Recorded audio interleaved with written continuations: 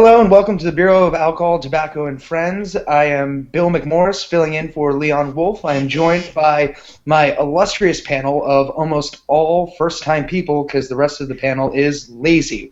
So from the Daily Caller, we have Juliegrace Brufke.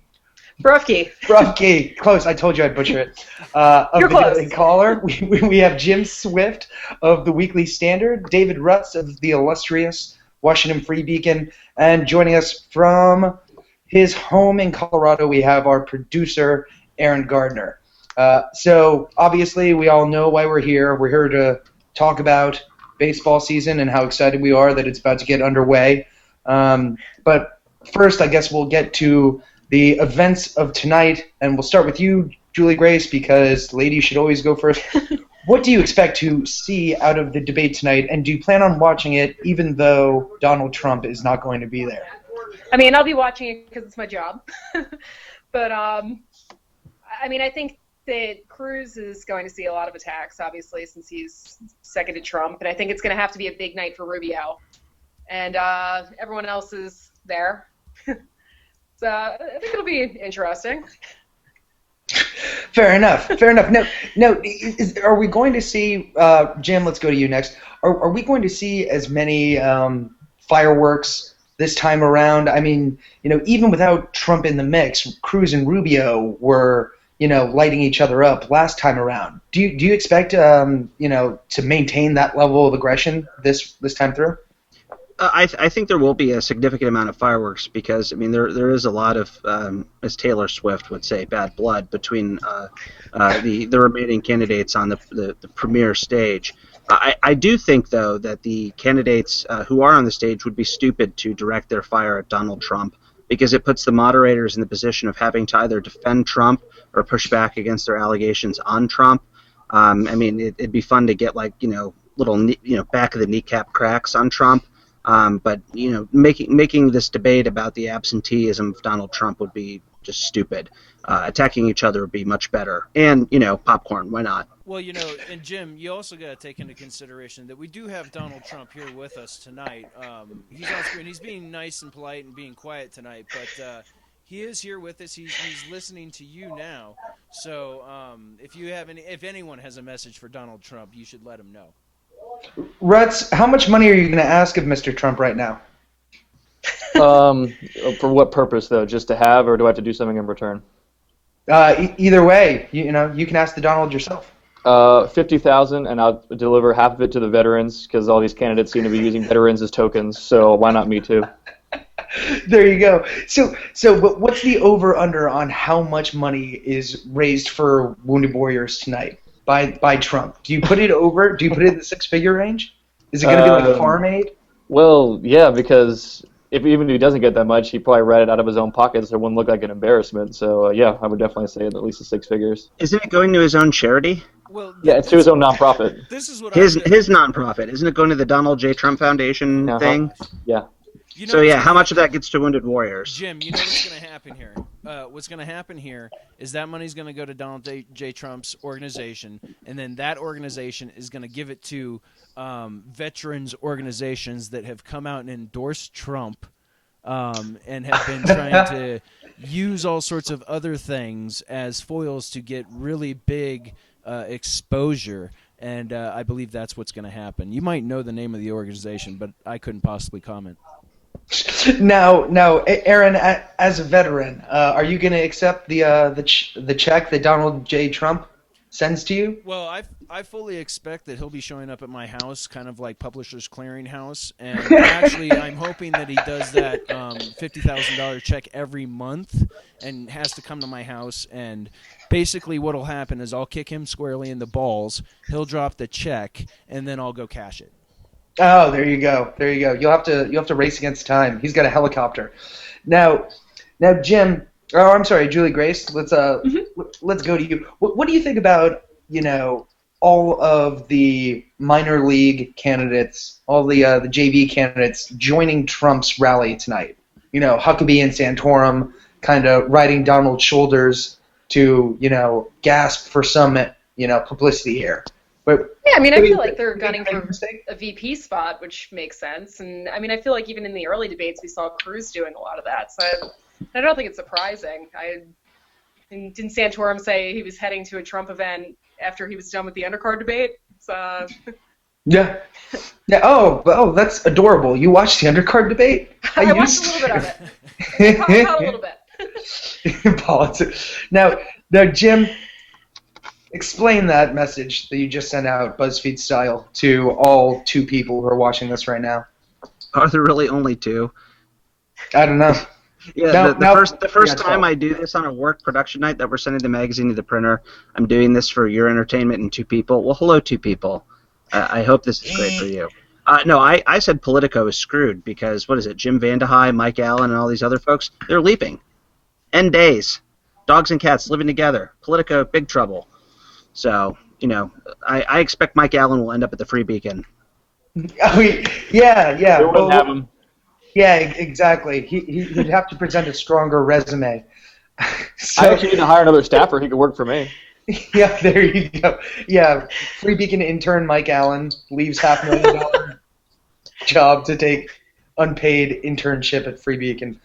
That would be something that would end up in the Reuters playbook. That'd be sweet. Now, Jim, let me put it to you this way. Does Rand Paul break out today? He's finally back with the big boys. He was obviously insulted by his absence, and he has a challenger in Kentucky, but it's not really a question of whether or not he's going to win his Senate race. So it seems like he has nothing to lose by staying in. Do you think he's going to go for it all, or do you think he'll be out come New Hampshire? Well, I don't know, Bill. There's just a lot here to talk about, like raw milk, NSA surveillance, YouTube videos. I think I'm on YouTube right now, and it's just I was on Twitter at the last debate. I just I wasn't there. I don't think he's going to break out. He's going to be whiny, petulant, and as someone who has a lot of libertarian-leaning sentiments, I would be very surprised if he did anything other than bolster his own candidacy. But, the irony in all of this, and I will just say this, while I respect a lot of Rand Paul's views but do not really respect Rand Paul, the irony in all of this is, what is this thing? Is he against the Washington cartel or the Washington machine? I forget which, bullshit term that they've, used to describe us, writ large, people who live and work here. This bloody handshake that he's had with Mitch McConnell that has enabled him to simultaneously run for Senate and for president is just the paramount of hypocrisy from someone who is just a tendentious outsider. I'm just Rand Paul. I mean, no. Jim, I hope he fails. I agree with you. And, Jim, I'd like to see a deep dive by one of these legitimate news organizations in the activator expenses for the campaign to keep that poll going, because that's got to be something. Now, in terms of Rutz, turning to you, in terms of the focus of this debate, I mean, the first Fox News debate, which we all universally praised here on BATF. We said it was great because it was, a good attempt to whittle down the candidates by pointing out their weaknesses. Do you expect that kind of sharp line of questioning to come up again, even without, the object of Megyn Kelly's scorn being on the screen? Yeah, absolutely. And I think, honestly, more than the questioning, I think the candidates are going to be the ones talking about the sharp line. Like you said earlier, I think Cruz is going to be taking it from all comers. I think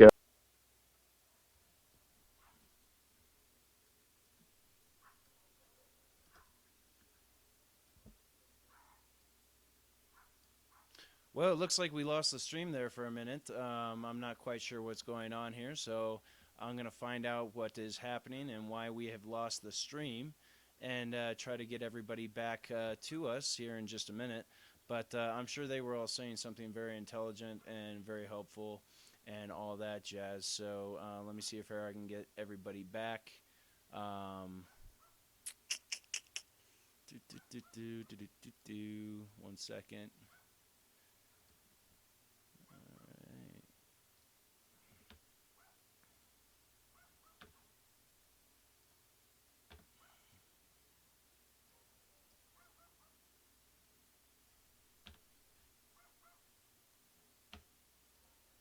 Cruz. You have Bush attacking guys, Rubio. just so you know, we kind of just lost everything there for a minute. Something happened on my side, and it skipped out.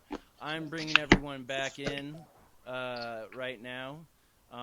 It's kind of messed up, but Oh my gosh! Yeah. the names aren't going to match for a second here, but we kind of lost That's fine. everyone. Hopefully this isn't too for distracting. just My a phone's about to die, minute. so grabbing Yeah. a charger. Your phone's about to die. It is. So I'm going to go grab that. So Yeah. just so you know, Yeah, everything Aaron, guys you are said the that only was- one on the show right now. Everything These are, you guys getting a said nice that tour was of the Daily Caller interesting offices. was missed. Just so you know, everything that was said that was interesting was missed. I made some really good So points. everything on Someone. Rand? Hey, I had to someone sit here and saw make my Guys, great we're back random on. talking, and I didn't action. expect to have to talk that much. So I just said stand by and be Eh, with me. And I had to be Aaron- on screen the whole time during my own. Aaron, we're back on. I know. We've been on the whole time. Trust me. Yeah, no, it's just been you. guys All have. right. I've been talking to the Apologize for the technical difficulties, everybody. We were talking with. That's actually pretty good because David Rutz said a whole lot of racial slurs during the break. So I got them out of my probably best system. we I got them can- out of my system Yeah, early. I appreciate that. Shouting them into the screen. So, Juliegrace, we were talking about the establishment infighting. You know, the people vying for the establishment nomination, the lane, as the Politico snobs call it. What, do you expect this to continue with Rubio and Bush feuding, and with Cruz and Rubio feuding, and with Kasich just hating everybody because he's John Kasich and everybody hates him? I mean, I feel like, especially among this establishment, all their numbers are so low, they kind of have to do that to get any traction in the media. Fair enough. So, you know, Okay, there was that's a not my lot. There was a lot of hatred from Jeff Blehar over last week, directed at Mike Murphy, for Bush's super PAC guy, for spending 40% of the super PAC ad budget on Rubio attack ads. Do you think it's going to pay off for Bush? Do you think he can have a bounce back? I mean, I feel like he really kind of needed to throw out a Hail Mary at that point. And, I mean, if I'm being completely honest, I don't really see Bush bouncing back at this point. I feel like it was kind of in the beginning of his election to lose, and he just hasn't been strong in the debates. I feel like his campaign's been kind of weak.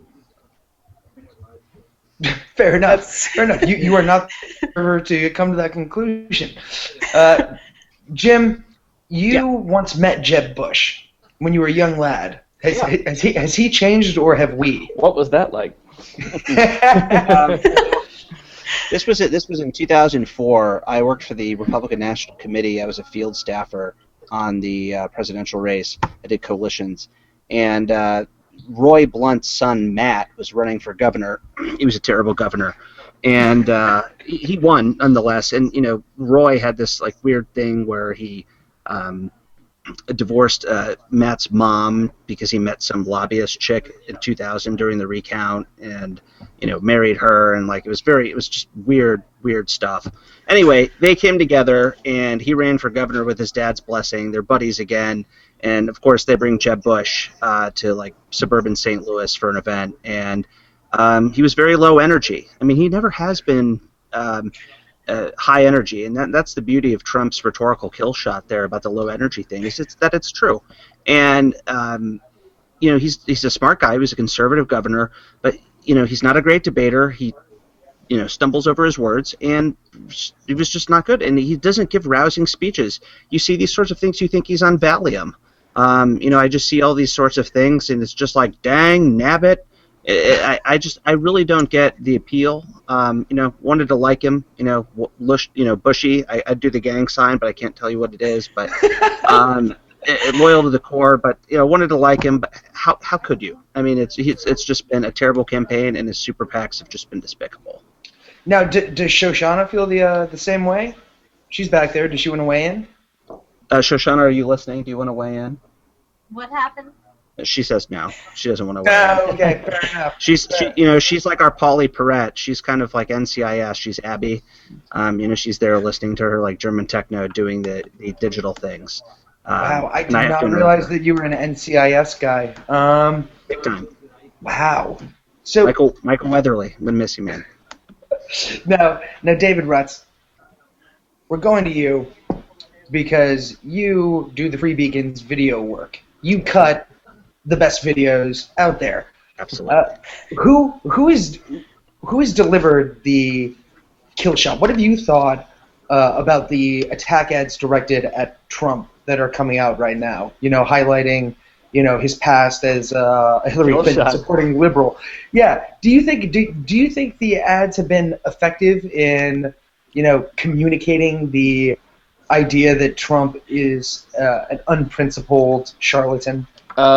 Yes, for the, how do I put this without sounding like a jerk? The educated crowd, maybe? You look at them and you see the massive inconsistencies, the support for, we know the list: single payer, partial birth abortion supporter, Hillary Clinton donor. We're on the verge of nominating someone who will have donated money to the other candidate. That's something I just had to get my mind around. But as far as being convincing his own people, I just haven't seen any evidence of that for the last 7 months. I really don't know why that would all of a sudden make a difference now. There was an ad released this morning from, I think, our Principles PAC, which I thought was excellent. It showed Trump actually supporting amnesty after he announced his campaign. This is June in 2015. He's literally saying there should be a pathway to citizenship, and he's saying in 2012, we should let all the illegal immigrants, or we can't deport everybody, we can't deport any immigrant, which is a correct position.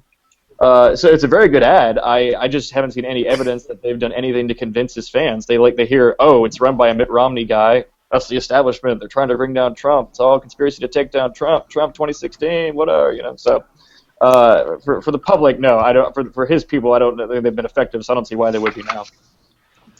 Now, Aaron, you were at the establishment cabal meeting that we had last night with Mitt Romney. Hashtag eCabal, everybody. It was nice. Yeah. So, do you think we got a lot done? Do you think we're going to be able to? Do you think there is an establishment? Is such a thing? And do you think that we can actually take down Trump through the traditional means, or is it one of those things where Trump has to take himself down? I'm pretty sure the right answer is aliens.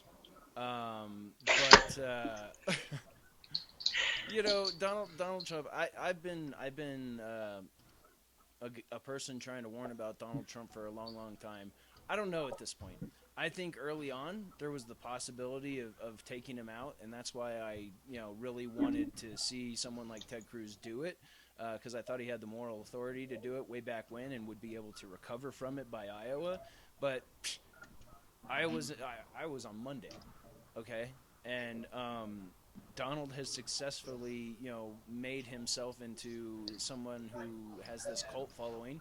I don't know if it'll definitely translate over to voters in the caucus, but I know that his whole life on Apprentice was getting people to show up to events physically that he was advertising digitally. So I don't know how that translates to politics, but it could possibly in some way translate, and we could see that big voter registration explosion the day of, and we could see Trump come out of there with first place. But honestly, I don't know if it matters at this point. He has such an amass of following just for the personality side of it. I don't know that you can even just take him out at this point. Now, Juliegrace, your boss penned, I thought, one of the most interesting pieces I've read today about how shockingly right Donald Trump is. Basically outlining the position that you can disagree with Trump, be a non-Trump supporter, and simultaneously hold the position that the Washington GOP has totally betrayed its base and invited bad actors like Trump to carry the mantle of an unrepresented majority of party. Some legitimacy. Well, I guess of course you find there's legitimacy to it because that man signs your paychecks. But he's not watching right now. Tell us, do you think that the establishment actually invented Trump and are reaping what they sow? Oh, I love Tucker's piece. I think it's. I feel like the poll numbers prove that people are frustrated with the establishment, or he wouldn't be doing as well as he's doing. And I think that his abrasiveness and outlandish comments have. At this point, I feel like it's proven he can say anything, and his poll numbers just shoot up. So it's the Trump phenomenon it's something I didn't see coming initially, but I think Tucker made a lot of interesting points. Now, Rutz, what about you? Is Donald Trump our bane? Is he our reckoning? The GOP's reckoning here?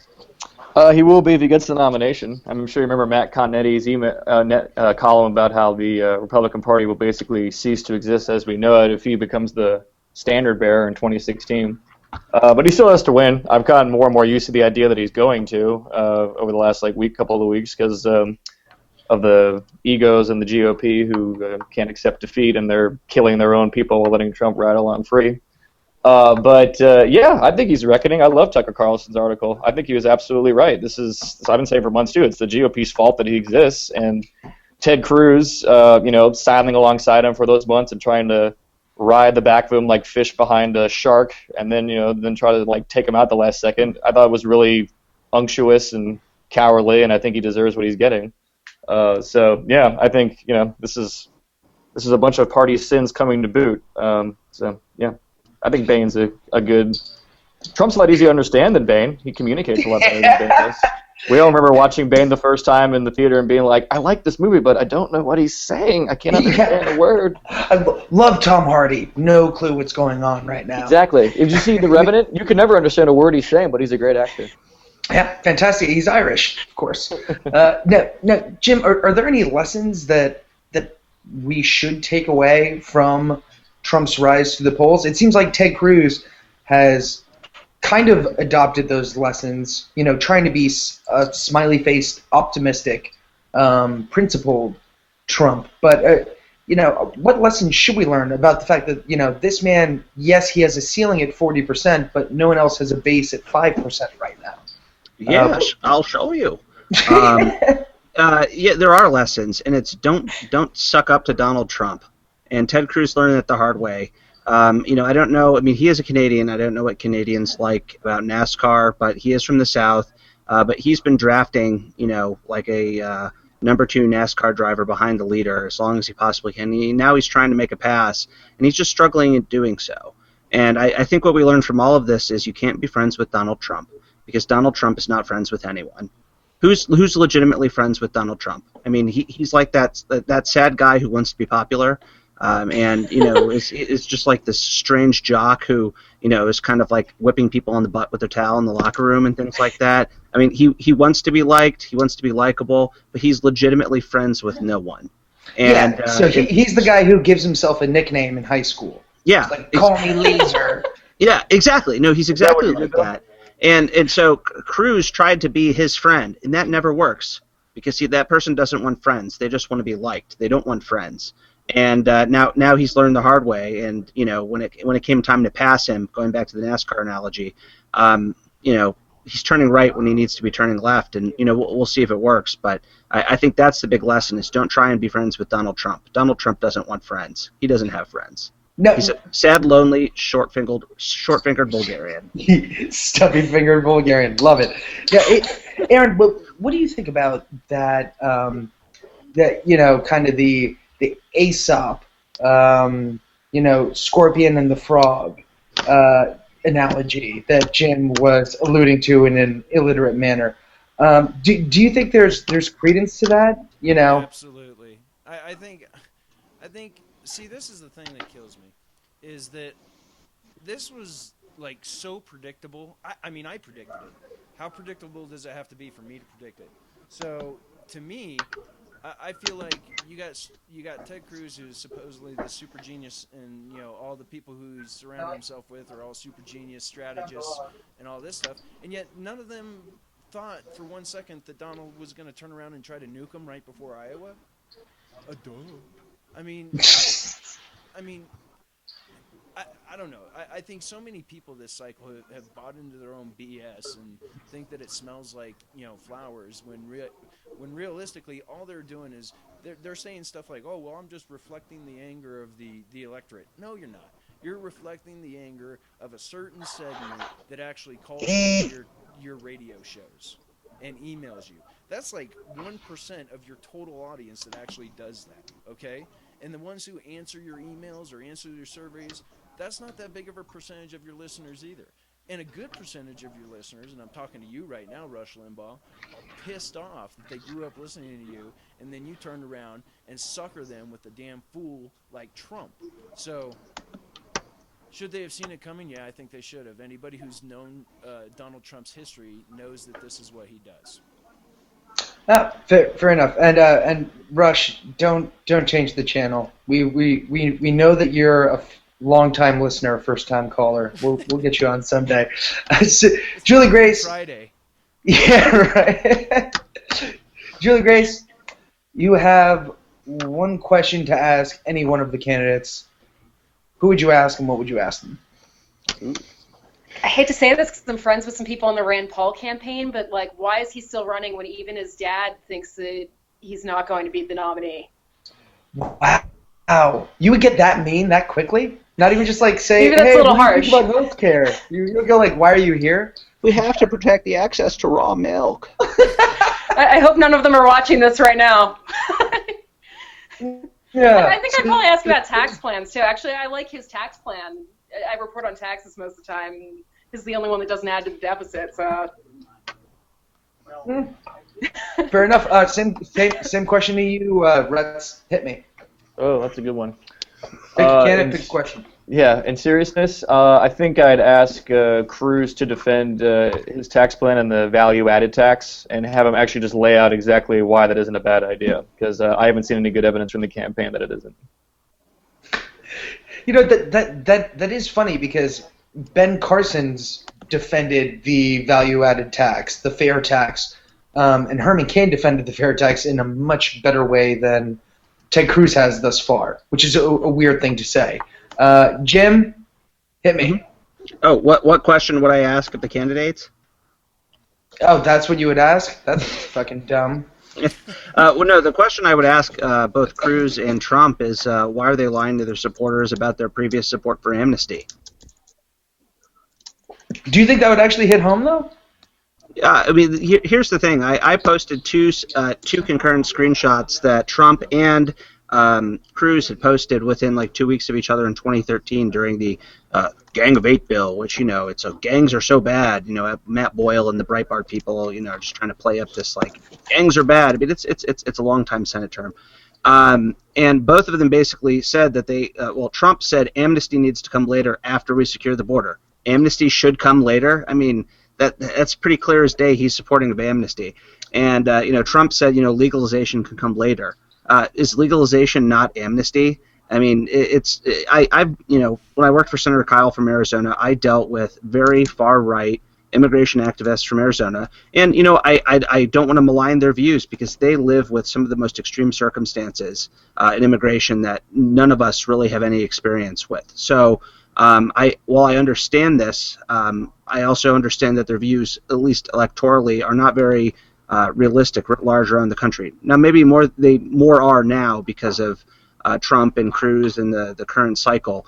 But it's just kind of one of those things where both Trump and Cruz have been on the record as supporting either quote-unquote amnesty or legalization, allowing people to stay.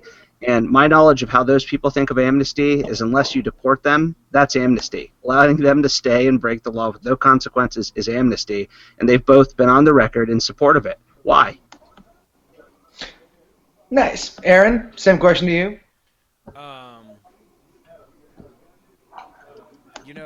I think Jim's question is probably the most relevant question of the candidates is why are you faking the funk on whatever position it is that you used to hold that you no longer hold? But outside of that, just to be harsh and be a mean guy and just to get called establishment and maybe a rhino and maybe a Jew again, I'll say that, not one of those. Your name is Aaron. I mean, double A's too. Somebody actually tweeted that to me. Your name's Aaron, son of Abraham. I'm like, yep, you got me.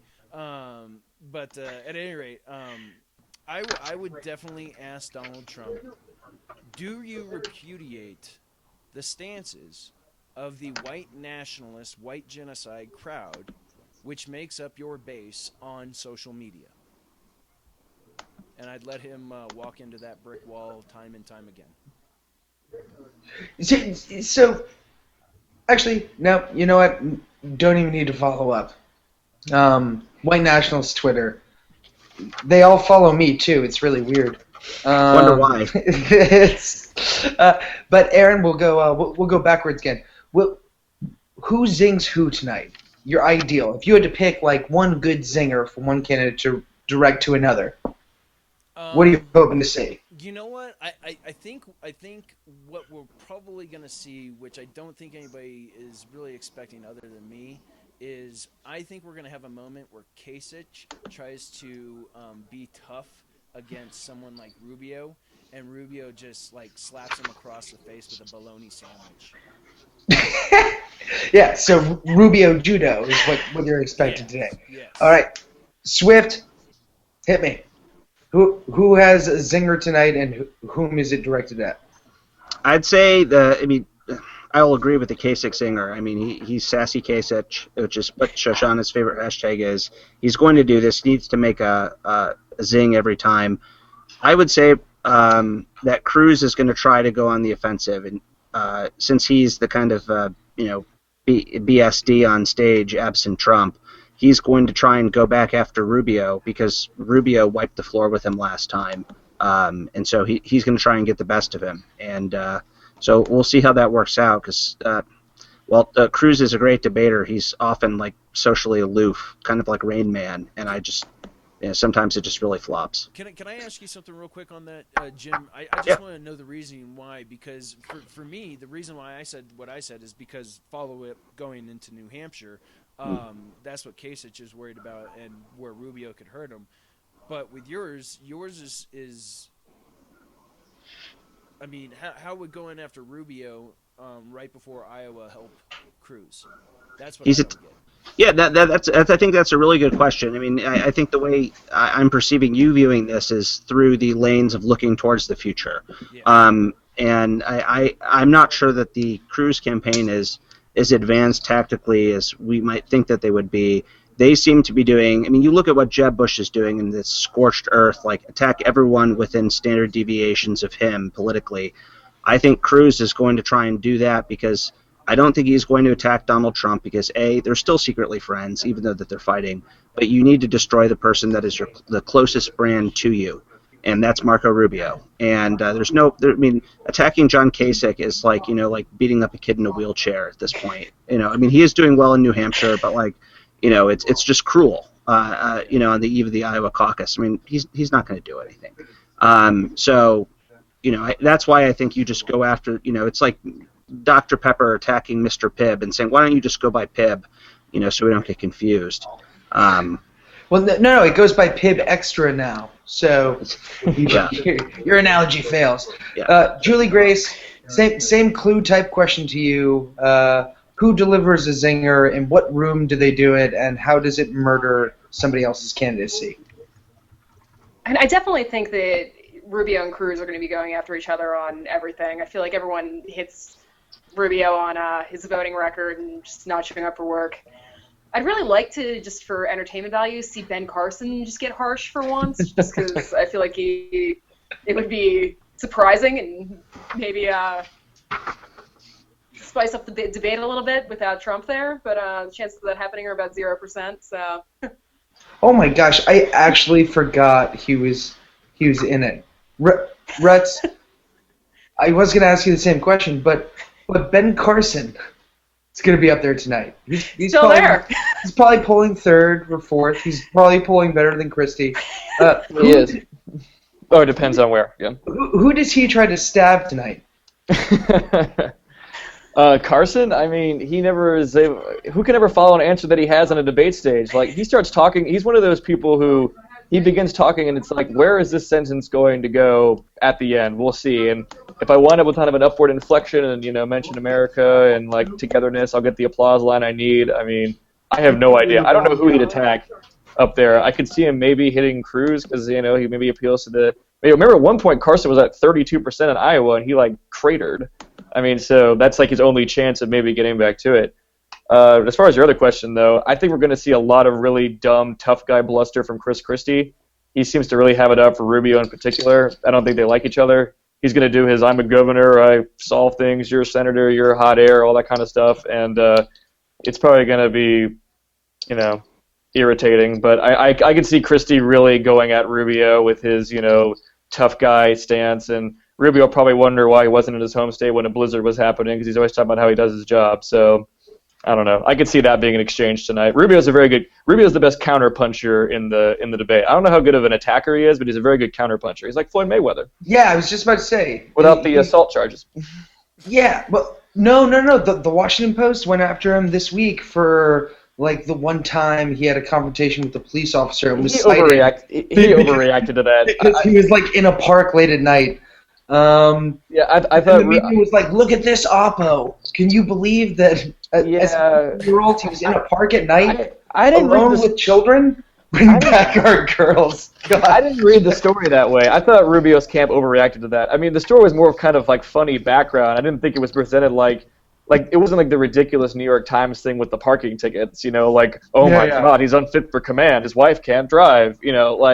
Yeah, no one's wife. I thought Rubio's camp overreacted to that and was like, oh, right. He's a little sensitive, I think, sometimes. But have you guys seen any of the follow-up that came out of that?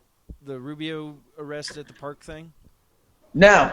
I only laughed at the originality of it. Okay, so check it out. There is a Trump thread on Reddit all about this, and they're claiming that Marco Rubio was out in the park at night for gay sex. It's true. There's this entire thread where they're claiming that Marco was out there for gay sex. And Marco married the cheerleader for the choreography. Right, yeah, exactly. He liked her outfit. That's why he married her. So, we just need to be careful, I guess, because apparently Marco likes the gay sex. Gay sex with K-sex.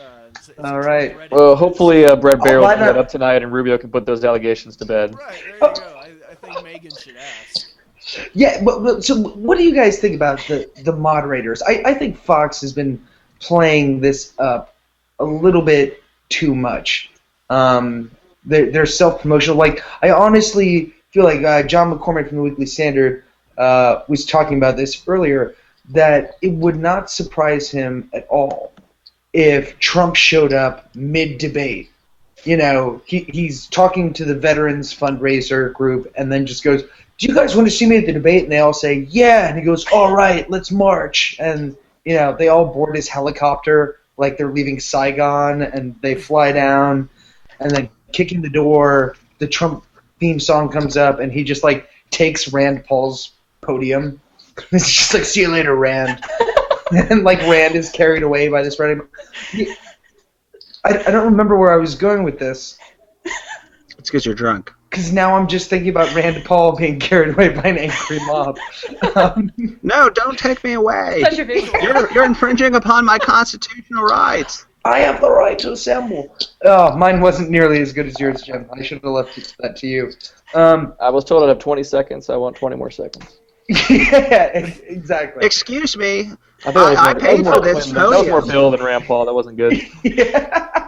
So anyway, we're talking about the moderators and kind of Fox hyping up this feud with Donald Trump, WWE style. Juliegrace, do you think they've overplayed their hand a bit here? I'm a former Fox intern, so maybe I'm a little biased, but I love Megyn Kelly. I think she's a good reporter, and honestly, playing up this whole feud is great for ratings. So I feel like it makes sense. I mean, I'm not surprised at all. If I was the person in charge of running all of this, I would be playing it up too. Yeah, true. We tried to boost BATF ratings by kicking Leon Wolf, editor-in-chief of Red State, off the show. And look at what it's done. There was an actual question about that on Twitter. They asked whether or not Mr. Trump's appearance tonight was conditional upon Leon not being allowed to. Yeah, exactly. We actually agreed. We said, Leon, you're hit the skids. We want Trump. Yeah. We actually did that on purpose. We were just like, fuck off, Leon. All right, Mr. Swift. Yes. What do you think about this? Cartoonish feud we have going on. Do you think, honestly, do you think candidates are within their rights to demand certain things of the networks that are hosting the debates?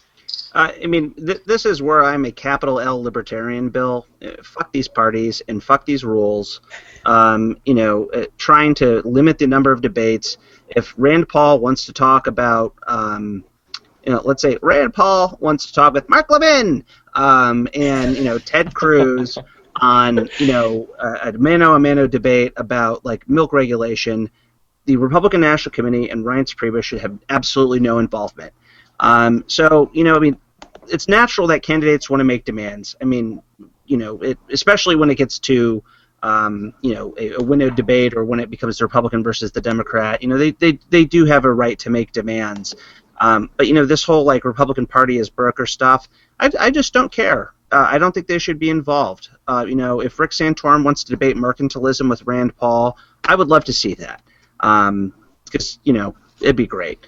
But it's just these demands become crazy, and then you have this arbiter that's trying to protect its image after having failed the last cycle.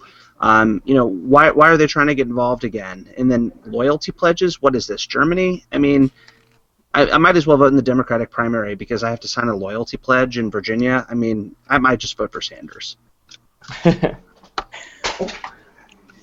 Now, what? Nothing matters. Rutz, you see, I don't like the nothing matters crowd. You're literally borrowing your political philosophy from Linkin Park. Are you as hip as you think you are?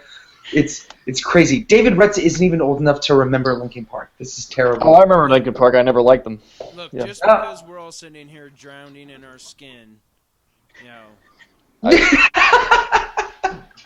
Nice. So go ahead.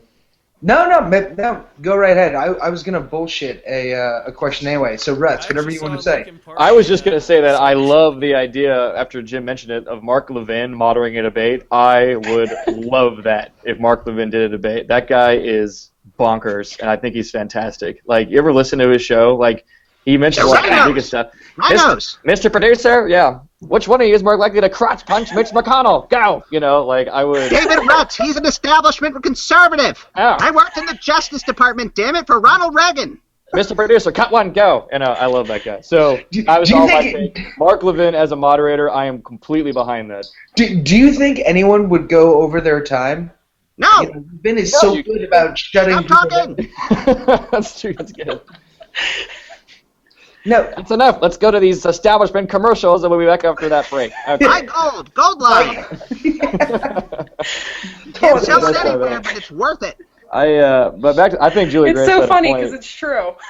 Yeah, I thought Juliegrace had a point though about Fox. Fox is a business, and this is good business for them to be having public feuds with a candidate like Donald Trump. Like, he's good for them, they're good for him.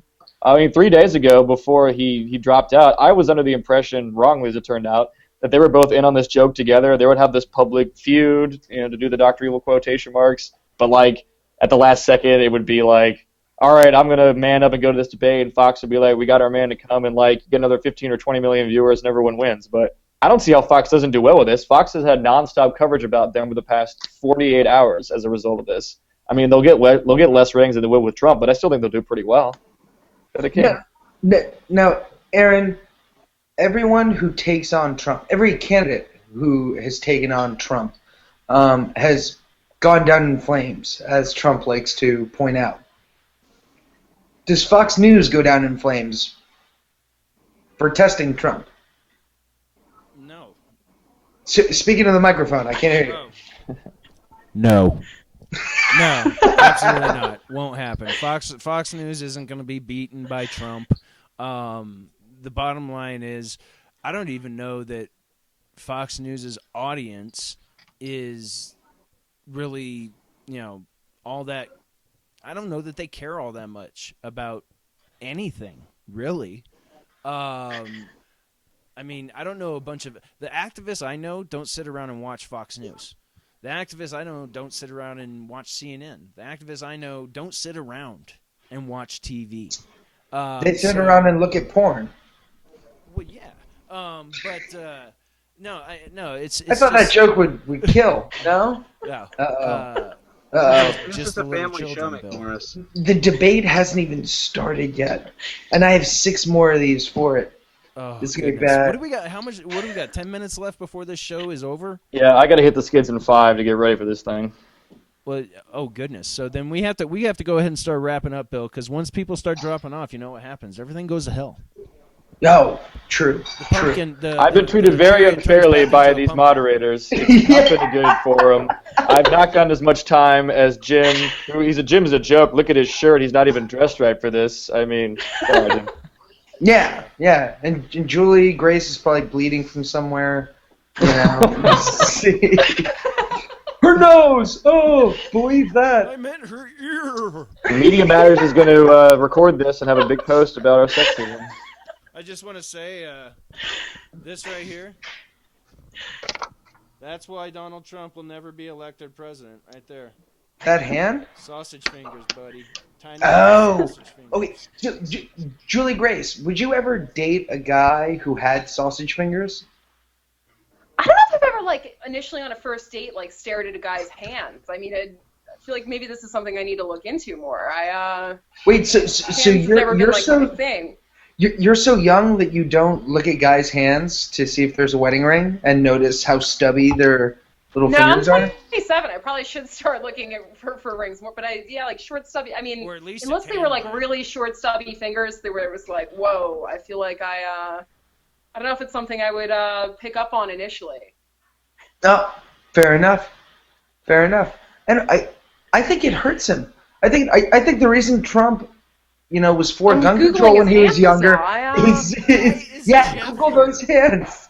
Why is Jeff all of a sudden here? Hey, Joy Behar has joined us. Thank you. I just wanted to drop in and to screw with all of the production because I'm also wearing a tracksuit, so that's a really good BATF thing to do. You totally bounced David though. Oh no! Well, he had to get out of here anyway. David was still here. I can see you guys. I literally had this on in the background as I was working, and I heard him say, "Oh, we gotta go. I got 5 minutes," and I figured, well, this is my time to really mess everything up. Because... Well, hold on. Let me get you in here right then, since you're gonna be an idiot. All right, Jeff. I just Google image the Trump hands, and now I'm weirded out by it now. It's totally not. Oh yeah. No. Donald Trump's fingers remind me of. Have you ever eaten Hillshire Farms Little Smokies, the little tiny hot dogs? Yeah. Yes, that's exactly. That's exactly. Now pigs I'm in the never going blanket. to be able to eat them again after the show. He's totally ruined. You're right, Juliegrace. He's totally ruined them for me. By the way, one thing I actually did come on because I had to ask: is that an assumed name? Did you take that from somebody? Juliegrace Buffke. That's a really great name. Actor name. Everyone always thinks I'm Southern with my first name, but I'm from outside Philly. I think I just had indecisive parents. Yeah, Brufke's a German last name. Yeah, I don't know. That is. You tell your parents the next time you talk to them that they absolutely did the right thing with the first name. That's a winner because it's I'll let the them first. know. I've never even encountered it before. Oh, look at. I've never met another one, so I guess I'm one of a kind. It's not like Bills, which are just a dime and a dozen. Nobody likes those. Anyways, what's not like Bills? Yeah, there are too many damn Bills. Particularly you, we could get rid of you, and there would be no laws. Oh yeah, that's a fact. All right, well, Joy Behar, everybody, thank you for coming on. Adios. I should probably just sign out right now to really screw up whatever Aaron's trying to do. But don't. While Jeff is here, we should say that you can still sign up for the Ace of Spades Decision Desk newsletter. Free trial going on. I'm hoping they all become millionaires from it, except for Jeff. But I hope Brandon gets his due finally. Everyone should. We don't normally allow product placement here, aside from Budweiser and tobacco. But truly, verily I say unto you, subscribe to the Weekly Standard. Sign up for the Ace of Spades Decision Desk, everybody. It is worth your while. They have managed to survive even Jeff's stupidity. They They have to not tweet about Marco Rubio for 5 minutes at a time, and then I'll consider doing that. Since when do we do that? You must be thinking of some other outfit, my friend Rutz. That's not our problem. Yeah, that's just Ace of Spades that you're thinking of. Oh yeah. Oh, you are. What you're doing is conflating Ace with the it's not even Rubio defense. I'm just tired of seeing it in my timeline every 14 seconds. That's like, we get it, man. He betrayed me. I understand. Sorry, it's funny. Yeah. All right, I gotta go, guys. It was fun. All right, Mr. Rutz, we'll see you later. Later. Now, let's think. Who's got something to talk about? Just me. I mean, I've got a debate I have to Shut up, Joy. I don't care. Juliegrace, if you were to schedule a tweet right now to appear in an hour. Schedule a tweet? Yeah, what would you schedule? Like think of it as making a prediction about a piece of rhetoric someone's going to say. So you write it down in an envelope and you give it to somebody else and they open it in an hour. What would it be? That is so hard. What if the person writes for I feel like I Breitbart? want to tweet out some type of poll of like who's winning this debate. It's so generic and such a lame answer, but off the top of my head, that's the only thing I can come up with. Everyone else is gonna have cool, witty answers. I had fallen short. That was very lame. Can we predict what any employee of Breitbart will tweet in the next 2 hours? Okay, Juliegrace, that's the new question. You know it's going to be something Trump related. There's no way. Yes, so what will it be? What if it was Matthew Boyle? Free Beacon Man of the Year, Matthew Boyle. I'm trying to buy Juliegrace time. Like Trump won this debate even without being there type of tweet would be my prediction. Fair enough. What does she win, McMorris, if she gets it right? If she gets it right, she's nailing it. That's going to be tweeted in the next 2 minutes. Well, there has to be a prize for her correctly predicting this because I'm virtually certain. Juliegrace, you will get invited back onto BATF someday. And guess what? You will get Jim Swift's IFAB or whatever that thing is called. IFB. IFB. All right. Next question is for Looking Jim. forward to it. Jim, what school shooter does Joy Behar look the most like right now? Who's Joy Behar? Jeff. Sorry. Okay, yeah, no, I was confusing the woman who's on television. Just look at everybody right now and guess who I was referring to when I said school shooter. I actually don't really follow that circuit, so I mean. Wait, you don't have an RSS feed for school shootings? No. What kind of libertarian are you, Aaron? I'm shifting the question to you. Say again. What school shooter does Joy Behar look the most like right now?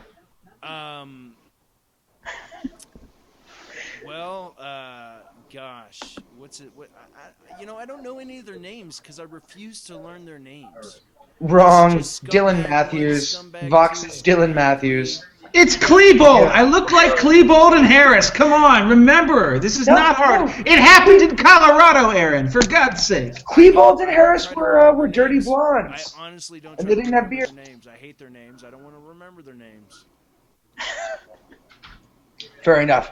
All right, everybody. But the reality is, Joy looks like a very depressed and maybe transitioning Unabomber.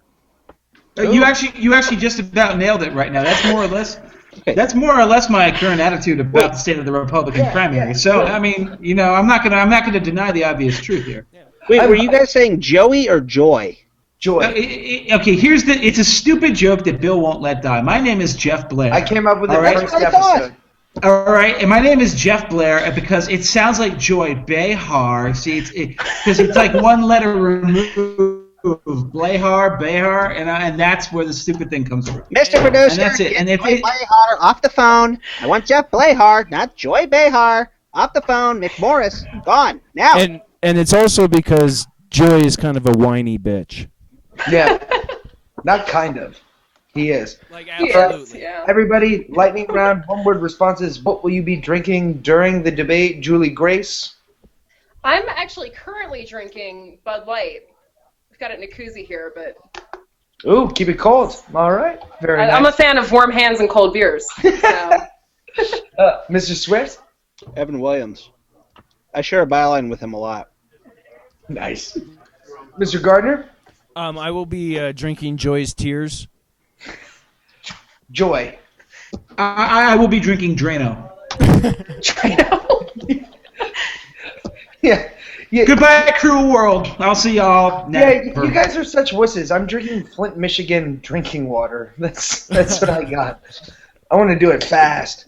All right, everybody, this has been a ridiculous episode of the Bureau of Alcohol, Tobacco, and Friends. I am Bill McMorris from the Washington Free Beacon.